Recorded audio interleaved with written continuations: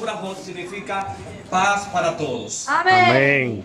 Realmente para mí es un placer y para mí siempre será un honor establecer y desarrollar ciertos temas que tienen que ver con el Evangelio de Cristo, temas que tienen que ver con el desarrollo de la vida espiritual o temas que tienen que ver con el fundamento esencial de lo que es la Iglesia de Cristo. Amén. Para aquellos que no me conocen, soy el doctor Luis Aviñón Luperón. Estamos como coordinador docente de la Universidad Teológica Shalom en Dominicana y estamos como presidente de la Asociación Internacional de Teólogos Bíblicos en RD.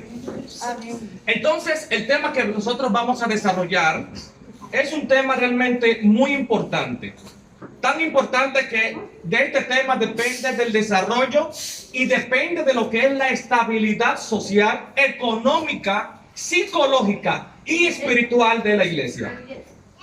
Y es un tema muy importante que lamentablemente casi no se habla, y es sobre la familia. Permíteme por lo menos 15, 20 o 25 minutos para nosotros poder desarrollar este tema. De tal manera que esto es una charla y al final vamos a permitir un pequeño tiempo para que todos ustedes hagan algunas cuantas preguntas. De acuerdo al protocolo espiritual, ya la pastora oró, pero vamos a leer un texto bíblico en Hechos capítulo 16, verso 31. Hechos capítulo 16, verso 31. La palabra de Dios se lee en el nombre de Jesús. Amén. Dice: cree en el Señor Jesús y así tú y tu familia serán salvos. Repito, cree en el Señor Jesús, así tú y tu familia serán salvos. Se puede sentar. En la Iglesia de Cristo, desde el momento cuando se fomentó históricamente lo que es la Iglesia Evangélica Pentecostal, han existido diferentes malas interpretaciones que han sido la causa principal de deterioros familiares dentro de la iglesia. Como por ejemplo, si tú analizas la palabra en Lucas capítulo 14, verso 26, hay un texto muy mal interpretado. Y les voy a explicar por qué. Pero primero dice de la siguiente manera: si alguno viene a mí y no aborrece o repudia a su padre y madre y mujer e hijos y hermanos y hermanas y aún también su propia vida, no puede ser mi discípulo. Entonces, cuando nosotros interpretamos el texto bíblico desde una perspectiva occidental, vamos a pensar que el eterno Elohim Adonai está diciendo que en el momento cuando tú aceptas a Cristo, tú tienes que abandonar a tu familia en el momento cuando ellos no quieren que tú le busques a Él. Error. Error. Porque la palabra repudiar, cuando dice el texto, el que no aborrece o repudia a su familia, en el contexto hebreo lo que está diciendo es que tú tienes que poner a tu familia en un segundo plano. Primer plano Dios y luego tu familia, segundo plano. Eso es lo que dice el texto original. Y lamentablemente, hoy en día muchas personas piensan que hay que aborrecer a la familia. Imposible. Porque realmente la Biblia no fue escrita bajo una ideología occidental. La Biblia fue escrita bajo una mentalidad oriental y para poder entenderla hay que irse al oriente, bajo el contexto cultural. Entonces la palabra repudiar no es que tú vas a aborrecer a tu familia, si en dado caso no quieren que tú le busques. Lo que está diciendo el texto es, vuelvo y reitero, que tú tienes que poner a tu familia en un segundo plano y poner a Dios en primer lugar. Eso es lo que dice el texto. Ahora bien, ¿qué es la familia según la UNESCO? ¿Qué es la familia? La familia en el elemento natural o fundamental, es decir, es el elemento natural o fundamental de la sociedad y tiene derecho a la protección de la sociedad y del Estado. En muchos países occidentales, el concepto de familia y su composición ha cambiado considerablemente en los últimos años. Es decir, que la familia es el núcleo, la familia es el centro de la sociedad. ¿Por qué es el centro? Porque si nosotros comenzamos a buscar las diferentes problemáticas de nuestra sociedad, que es corrupción, que es delincuencia, robo, violaciones, todo está anclado bajo la familia, aunque usted no lo crea. ¿Por qué yo lo digo? Porque el dominicano, lamentablemente, cualquier problemita que exista, inmediatamente se justifica con el Estado. Y no es así. Porque el Estado, el presidente, la Cámara de Diputados y todo el sistema que compone la ley judicial de todo el mundo está compuesto por familia. Es decir, que para poder entender ciertas problemáticas de la sociedad hay que analizar la familia. Porque el presidente, ¿de dónde salió? De la familia. El secretario de la República salió de la familia. Es decir, que nosotros tenemos que analizar la familia desde un punto de vista psicológico, social, etcétera, etcétera. Ahora bien, la familia o la sociedad está compuesta como un árbol. ¿En qué sentido? El árbol está compuesto por raíces, ramas, tronco y frutos. Entonces, para nosotros poder entender históricamente toda la problemática de la familia o de la sociedad, primero hay que analizar los frutos. Pero para tú poder entender los frutos de la sociedad o la problemática de la familia, tú tienes que analizar lo que es la familia, que es el tronco. Y para tú poder entender la familia, que es el tronco, tú tienes que analizar el matrimonio. Es decir, de acuerdo al matrimonio se va a determinar la familia, y de acuerdo a la familia se va a determinar la sociedad. Estamos hablando que esto es algo genealógico. Entonces, cualquier problema que tienen mis hijos, se lo culpamos al Estado. Cualquier problema que tiene la sociedad, se lo aplicamos a la delincuencia. Todo del delincuente viene de la familia. Todo bueno, malo, justo e injusto viene de la familia. Es decir, que nosotros primero tenemos que analizar, tenemos que fomentar un desarrollo moral, psicológico, cristiano en lo que es la familia de Cristo hoy en día. Eso lo dice la Biblia, no lo digo yo. Es decir, tú quieres saber qué es lo que está pasando en el Estado, primero vamos a analizar la familia. Tú quieres saber qué es lo que está pasando en la familia, primero vamos a ver qué es lo que está pasando en el matrimonio.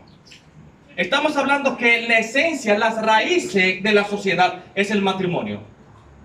De tal manera que un matrimonio psicológicamente con problemas sentimentales, hasta en la iglesia hay problemas espirituales. Hay problemas espirituales. Estamos hablando que también de la familia va a depender de la vida espiritual. Si tú tienes una familia estable, tu vida espiritual también será estable. Si tienes una familia estable, un matrimonio estable, fortalecido, tendrá una sociedad fortalecida. Entonces el problema no son los gobernantes, el problema somos nosotros. Tanto así que muchas veces nos preocupamos tanto por el dinero que exigimos a nuestros hijos que canten música urbana y hagan cuantas cosas primero antes que ellos vayan a la escuela. Entonces ahorita cuando ese muchacho venga al narcotráfico, el problema no es el Estado, es la familia. El problema es la familia. Muchas veces pensamos que solamente lo económico es imposible. Hay cosas vitales e importantes en la familia que son de mayor fundamento que lo económico, que es la moral, los principios, los valores, que es lo más importante. Entonces, para yo poder entender la problemática de la sociedad, primero tengo que desarrollar un equilibrio familiar. Y para yo poder fomentar un equilibrio familiar, tengo que mantener mi sistema matrimonial estable, porque de eso va a depender mi vida espiritual, la vida psicológica de mis hijos estable, e incluso hasta la vida económica de la sociedad y del mundo. Entonces, ¿qué sucede? Hoy en día, en el siglo XXI, existen diferentes problemáticas. Hoy en el siglo XXI existen diferentes problemáticas que están causando el deterioro social y familiar de nuestra sociedad. Como por ejemplo, el sistema más patriarcal. El sistema patriarcal fue desarrollado antes del fundamento de la Escritura. Estamos hablando que hace más de 3.900 años. 3.900 años está Cristo y de Cristo hasta hoy estamos hablando de 5.900 años. Y este sistema patriarcal se ha desarrollado y se ha mantenido hasta nuestros tiempos. Tanto así que cuando usted le dice a la esposa que no puede ir a un sitio porque simplemente usted no quiere que vaya y no hay justificación, esto es un sistema patriarcal. En pocas palabras, machismo. Y el machismo es una de las causas principales que está deteriorando no solamente la familia, hasta en la iglesia hay machismo. ¿Qué es el patriarcado? La familia patriarcal tradicional está definida por su división muy marcada de los roles del género de los miembros, en la que se priorizan las necesidades del padre y se ocultan la de la madre hasta el punto de llegar a desconocerlas. Entonces, cuando la mujer quiere trabajar y el esposo no quiere sin justificación, esto es machismo. Es machismo. Entonces, cuando hay machismo en el hogar, ¿qué sucede? Los hijos también desarrollan un sistema cultural de machismo, donde la mujer no tiene voz ni mando. Incluso no tiene voz ni mando en la parte espiritual. Y no es así. La Biblia totalmente prohíbe el machismo, prohíbe el patriarcado. Y es una de las cosas que está deteriorando la sociedad dominicana. El machismo. Se entiende que bíblicamente el hombre es la cabeza del hogar en el sentido de administración, de mayordomía, de control. Pero no es que el hombre tiene toda la autoridad absoluta. Si en dado caso el esposo quiere un vehículo verde y la esposa dice que no, vayan al diálogo. Nosotros no tenemos la máxima autoridad. Imposible. Decir que una mujer, por ejemplo, no puede desempeñar el pastorado, ¿dónde se lo dice la Biblia? Vamos a analizarlo de manera cultural, geográfico, histórico, cultural, filosófico, que le puedo mostrar a quien sea que la mujer puede desempeñar un ministerio en la iglesia. Puede desempeñar. ¿Por qué traigo estos capítulos? Porque hoy en día existen diferentes sectores que quieren prohibirle a la mujer a desempeñar ciertas funciones administrativas, tanto en lo circular como en lo que es la iglesia. Tanto así que si tú analizas la historia, la primera en Mesopotamia que desarrollaron la industria fue la mujer. Y se ha comprobado que una de las excelentes administraciones es de la mujer. Pero el machismo no está acabando. El machismo no está acabando. Yo conozco a unos pastores, no menciono el nombre por ética, la esposa pastorea por un lado y el esposo pastorea por otro. Y cuando llegan a la casa, el pastor le dice: hey, yo soy tu pastor, tú tienes que hacer lo que yo diga. Tú eres pastor en la iglesia, pero en la casa tú eres el padre, el esposo. Porque eso es administración, mayordomía, no control absoluto. No control absoluto. Ahora bien, otro de los problemas que están causando en la sociedad son los matrimonios homosexuales. Se lo voy a comprobar por tres maneras que el matrimonio gay no es moral, ni genético, ni ideológico. ¿Por qué? Teológicamente, bíblicamente, la Biblia dice que varón y hembra Dios lo creó. Perfecto. Genéticamente, ¿cómo yo lo compruebo? Si tú analizas el sistema de la biología, dice que existen dos tipos de cromosomas. XX, el de la mujer, y XY, el del hombre. ¿Dónde está el cromosoma del homosexual, de la lesbiana? ¿A dónde existe? Biológicamente no existe. No existe. Y se han inventado un sinnúmero de ideologías, como por ejemplo no binario. Cuando una persona no siente si es varón o hembra, ya es binario. Hasta eso existe. Hasta esto existe. No binario. Hay una artista que ya se ha declarado no binaria, que fue Demi Lovato. La pregunta es, genéticamente, ¿existe del no binario? ¿Existe el hombre gay? ¿Existe la lesbiana? Negativo. Genéticamente no es comprobable. Se han desarrollado todos los métodos científicos y no se ha desarrollado. Históricamente, ¿cómo yo compruebo que la homosexualidad no es de Dios y no es del hombre? Fácil.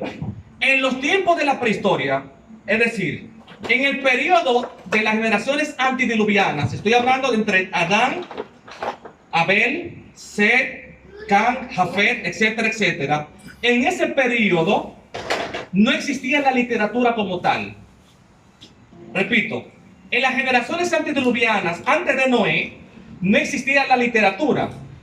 No existía un sistema de ley que regularizara su comportamiento Es decir, que no existía la ley judicial. La ley civil no existía. La pregunta es, aquel que quizás no tenía a Dios, aquel que no tenía una ley que regularizara o controlara su comportamiento, aquel que no tenía un librito que le diga lo que tiene que hacer y no, de qué manera se contraía el matrimonio. A través de la conciencia, eso está en Romanos. Estamos hablando que hay una intuición humana que te dice a ti que independientemente de que tú tengas conocimiento o no, o tengas un libro que te diga lo que tienes que hacer, tu conciencia te lleva automáticamente a contraer el matrimonio hacia un hombre o una mujer. Comprobado ahí. Genéticamente e históricamente. Estamos hablando de los tiempos cuando no existía la historia, la gramática, la literatura, la matemática. No existía. No existía la literatura. ¿Cómo contraían matrimonio? A través de la conciencia.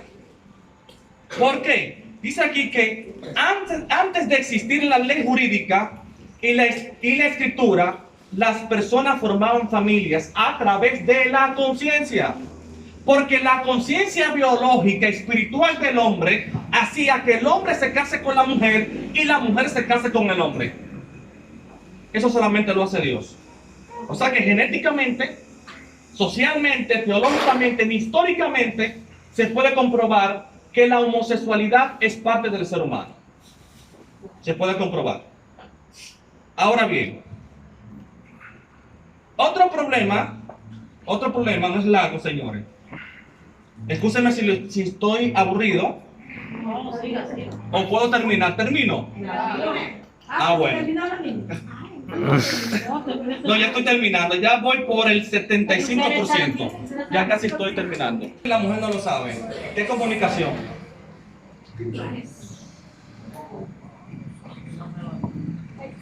Tenemos tanta comunicación.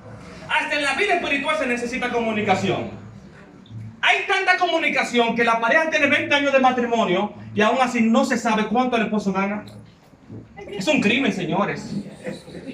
Miren, el mismo Dios está escribiendo todo eso. Yo le decía a un compañero que hasta mi esposa sabe lo que entra y lo que sale. Lo que entra y lo que sale. ¿Por qué? Porque la Biblia demanda tener una buena comunicación. Cuando hay una buena comunicación, hay una buena administración. Y si hay una buena administración, hay una buena armonía, hasta en lo espiritual. Entonces yo creo que la comunicación en esta noche se debe desarrollar de una manera eficaz. Aquí yo no estoy hablando de profundidad, de teología, de genética, de historia, porque esa es mi área, no. Estoy hablando de problemáticas de la sociedad para que todos puedan entender claramente. Porque lo importante no es desarrollar una tesis con filosofías o conocimiento profundo y al final nadie entiende. O sea que lo que estoy hablando son cosas comunes que están pasando en la sociedad, como la falta de comunicación. Hasta en la intimidad, no, ya paso esta parte, hasta en esa parte hay falta de comunicación. Falta de comunicación del padre al hijo, del hijo al padre. El hijo, todo el mundo sabe que el hijo peleó en la escuela y el padre está viendo que el niño está golpeado. ¿Y qué hace el padre? Lo ignora porque la economía es más importante que el niño. Señor, por eso que existe tanto el bullying, tantas violaciones. Ustedes no ven en Estados Unidos que niños de 5 o 10 años se matan entre ellos o se quitan la vida. Es falta de comunicación. Falta de comunicación. Mira, ¿qué te pasa? Si mi hijo es alegre y mañana viene a mi casa como una manera cabizbaja, yo tengo que preguntarle, mijo, ¿qué te pasa? Porque psicológicamente tú sabes que tu niño es alegre y en el otro día está de mal humor. Entonces tú no tienes que tener un gran conocimiento psicológico para tú entender que tu hijo tiene problemas personales. Y muchas veces, como dije anteriormente, por dedicarle más tiempo al dinero o a ciertas cosas personales, no le dedicamos tiempo ni a los hijos ni a nuestra pareja. Mi amor, ¿qué te hace falta? ¿Te hace falta una falda? Vamos a comprártela. Mi amor, ¿qué te hace falta? Te veo como rara. ¿Te falta algo? Dime, háblame. ¿Te falta 500 pesos? Ok, helado, vamos a llevarte como helado este fin de semana. Todo esto está dentro de la comunicación familiar. Y si hay una buena comunicación, va a haber una vida espiritual estable. Eso lo dice la Biblia y la psicología lo dice. Otro problema es el feminismo. Hay las feministas. Las feministas que porque piensan que ganan un poco más que el esposo, ya quieren darle una pegosa al pobre hombre. Señores, dice la Biblia en Efesios capítulo 5, versos 22 al 23, esposas, sométanse a sus propios esposos como el Señor, porque el esposo es cabeza de su esposa, así como Cristo es cabeza y salvador de la iglesia, la cual es su cuerpo. Efesios 5, 22 al 23. Eso no lo digo yo. Entonces, la Biblia, Pablo elimina el feminismo. Porque hablamos de patriarcado, hablamos de machismo, pero hay muchísimas que son feministas también. Son totalmente feministas. Dice en Colosenses capítulo 3, verso 18, esposas, sométanse a sus esposos como conviene en el Señor. Esposos, amen a sus esposas y no sean duros con ellas. O sea que lo que está diciendo el apóstol aquí en este pasaje es que las cosas se ganan. Tú quieres que ella no sea feminista, tú quieres que ella sea buena, ama a tu mujer. ¿Cómo que se ama? Con labios, con gestos. Con gestos. Un te amo no es suficiente. No es suficiente. Demostración de amor. Totalmente. Hay que demostrar físicamente lo que tú sientes en el corazón. Otro problema de la sociedad es la infidelidad. Infidelidad. Dice en Proverbios 6, 32, 35, mas el que comete adulterio es falto de entendimiento. Corrompe su alma y el que tal hace. Heridas y vergüenza hallará y su enfrenta nunca será borrada, porque los celos son del furor del hombre. Proverbios 6, 32. Estamos hablando que uno de los problemas principales es el adulterio. Pero el problema está que solamente hablamos que la mujer me pegó los cuernos, pero no vemos la causa. Muchas veces nosotros somos los causantes. Cuando tú sabes que tú tienes que comprarle ropas interiores y no lo haces por meses y por años, no busques que ella sea buena contigo. Es decir, que tenemos que soltar un poco. Tenemos que soltar un poco. Porque solamente hablamos que las mujeres hacen, las personas hacen, pero no buscamos la causa principal, causa y efecto, causa y consecuencias. No estoy justificando lo que la mujer hace, sino que muchas veces nosotros somos los causantes. Otro problema es, ya estamos terminando, el cordón umbilical. El cordón umbilical tiene 20 años con tu esposa, que tú eres casado, y aún tú tienes que llamar a tu madre para tomar una decisión en tu matrimonio. Tienes que romper el cordón umbilical. Tienes que romper el cordón umbilical. Que todo lo que tú hagas en tu matrimonio, la mamá y el papá tienen que saberlo. Porque un día tú puedes buscar la ayuda y el consejo de tu padre. Pero yo creo que bíblicamente la Biblia dice que tú tienes que tener autoridad y cercanía con tu esposa. Dice en Génesis 2:24, por tanto, dejará el hombre a su padre y a su madre y se unirá a su mujer y serán una sola carne. Pero existe otra Biblia que dice, oiga cómo dice, por tanto, dejará el hombre a su padre y a su madre y se unirá a su mujer y serán una sola carne y con la mamá. Esa es la Biblia nueva que tienen muchos. Entonces yo creo que en el texto original, en el texto bíblico es una sola carne con tu esposa o tu esposo. Entonces yo creo que hay cosas, hay decisiones que creo que hay que tomarlas dentro de la casa. Hay que tomarla. Otro problemita es hipérbole en el ministerio. ¿Qué significa la palabra hipérbole? La palabra hipérbole en la literatura es exageración. ¿Por qué exageración? Porque hay que amar a Dios sobre toda la cosa. Eso lo dice el texto. Pero cuando yo le dedico más tiempo al ministerio que a mi casa, hay problema. Y se lo voy a comprobar. Tú no puedes gobernar la casa tú no puedes gobernar la iglesia con una mala administración en tu hogar. Eso es bíblico. Entonces, yo conozco muchos líderes que duran 20 años en Europa y cuando vienen le encuentran con otro y se la echan que fue el enemigo. Imposible. Pobre del enemigo, ¿eh? Duramos 5 años en el campo predicando el evangelio y al final vamos a ver cómo está la familia y la familia ya está deteriorada. ¿Pero por qué? Porque hay una exageración en el ministerio. Hay una exageración en el ministerio, se lo voy a comprobar. Dice en 1 de Timoteo 3, 5, 4. ¿Alguien lo puede buscar? 1 de Timoteo 3, 5, 3, 4, 5. Capítulo 3, versos 4 al 5.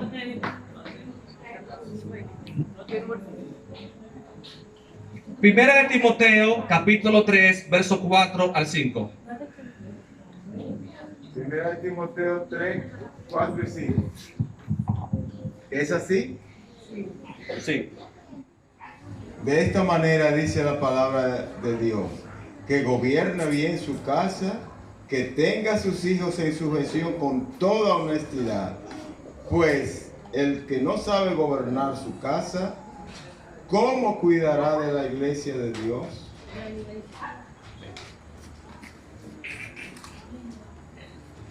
Gracias. Estamos hablando que tenemos que tener una buena administración en el hogar. Si tú no tienes una buena administración psicológica, espiritual y económica de tu hogar, tú no puedes predicar en el púlpito. No puedes. Eso lo dice la Biblia. Eso lo dice la Biblia, no lo dice otra persona. Entonces, como le dije anteriormente, ¿cuántos ministros se justifica que fue el maligno que entró en su familia y fue por causa de abandonar a la familia en tal punto que hasta abandona a su familia con poco dinero? Entonces, eso no es bíblico. Primero, tú tienes que dedicarte a tu familia antes de dedicarte al ministerio y a otra vida circular. Porque primero, o sea que estamos hablando que a nivel administrativo es un orden genealógico. Primero tú amas a Dios, tu familia y luego el ministerio. Es un orden. Es un orden, señores. Es un orden. Es un orden. Entonces, otro problema es la economía. Con esto termino, es la economía. Hay un texto mal interpretado que dice, el justo por la fe vivirá. Ahí vienen los vagos del ministerio que no quieren trabajar. Entonces, yo entiendo que hay ciertas personas, ciertos sectores que espiritualmente Dios le habla de manera personal. Pero justificarse sobre este texto para no trabajar y hacer pasar hambre a tu familia, yo creo que no es bíblico. Eso no es lo que quiere decir el texto. Porque interpretar la Biblia no es lo que yo pienso. Interpretar la Biblia no es lo que piensa el hermano. Interpretar la Biblia es lo que pensaba el autor, saber a qué público el autor se le transmite, con qué pensamiento cultural, con qué propósito y a qué sector. Entonces, para yo poder interpretar la Biblia, yo tengo que eliminar mi mentalidad occidental y establecer una mentalidad culturalmente oriental. Porque se lo voy a comprobar. El justo por la fe vivirá. No quiere decir nada de que usted sin trabajar va a vivir. Es imposible.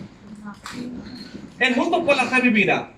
En hermenéutica, que es una rama de la teología que tiene que ver con la interpretación bíblica, hay un principio llamado contexto. ¿Qué es el contexto? Que tú, para poder entender un texto, tú tienes que leer el contexto inicial y el contexto posterior. Es decir, que si tú analizas el texto, tú vas a entender todo el contexto de lo que quiere decir el mensaje.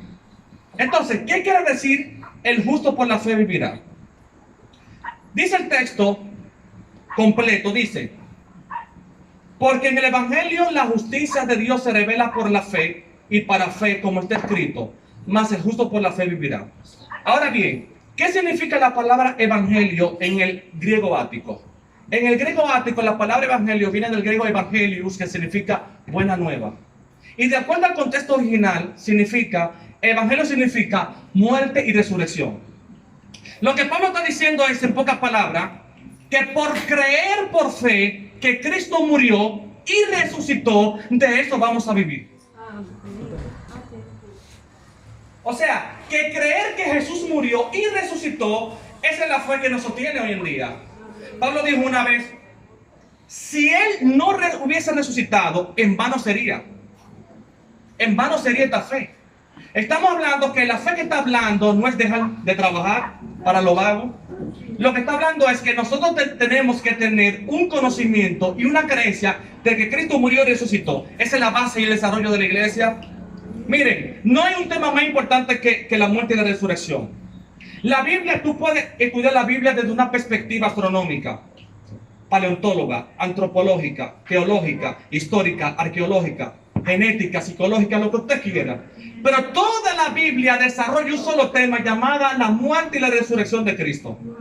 El tema principal, más importante de la iglesia, es la muerte y la resurrección de Cristo. Y es el tema más importante que los 12 apóstoles desarrollan en la expansión del evangelio. Ya con esto finalizo. Por último, problemas entre el padre e hijos. Entonces, solamente nosotros leemos este texto. Solamente leemos este texto por beneficio. Nosotros los padres, como dice, hijos obedezcan al Señor y a sus padres. Muy bonito, ¿verdad? Muy bonito que los hijos deben de obedecer. Perfecto, claro que sí. Pero no leemos donde dice, Efesios 6:4, y vosotros padres, no provoquéis a ir a vuestros hijos, sino criarlos en disciplina y amonestación del Señor. Entonces solamente hablamos que tú tienes que obedecerme, pero nosotros como padres no cambiamos para que esa obediencia sea mutua. Entonces yo creo que tiene que haber 50 y 50. Tú quieres que tus hijos te respeten, respétalo a ellos, edúcalo, llévalo a la iglesia, enséñale valores cristianos y verás un cambio en tu familia, más si tú lo traes a Cristo.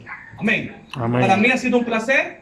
Ha sido un honor. Me excusan si yo en algo les ofendí, o si fue tan extenso o fue tan aburrido, pero realmente fue de parte de Dios. Dios le bendiga.